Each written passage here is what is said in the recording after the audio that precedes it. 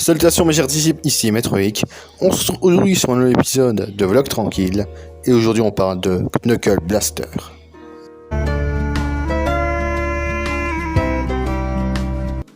Knuckle Blaster est un manga sorti en 1992, écrit et dessiné par Yasarei Shizuya.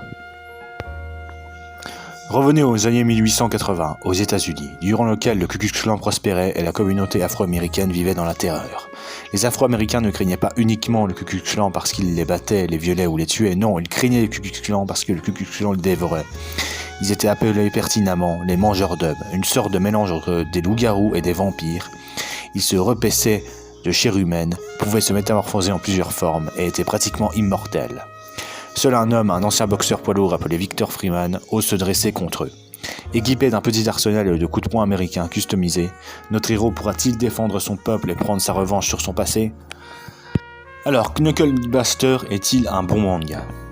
Eh bien oui, Knuckle Blaster est un bon manga, même très bon, mais finalement qui est assez court, car il fait que 3 volumes, ce qui est dommage, mais j'en parlerai plus tard.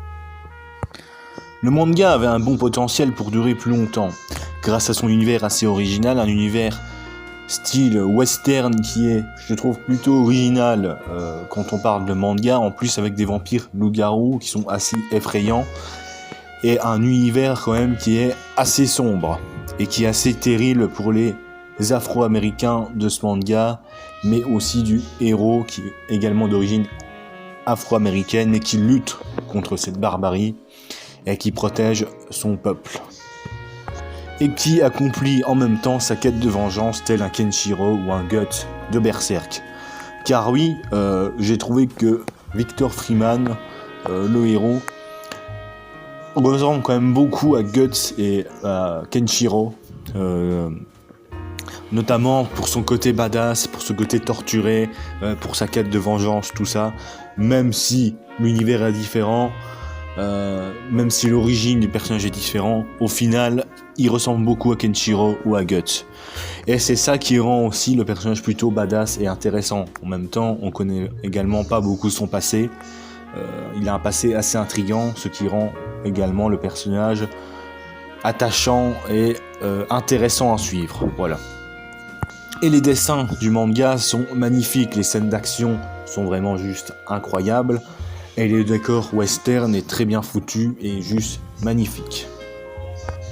Au final, le seul petit défaut du manga, ce qui est dommage, eh bien, c'est qu'il soit trop court. Voilà, en fait, le problème de Knuckle Blaster, c'est que il fait que 3 tomes, et il aurait pu développer encore mieux son univers, un univers western avec des monstres, ce qui était méga intéressant et qui en plus de ça parlait de racisme en même temps.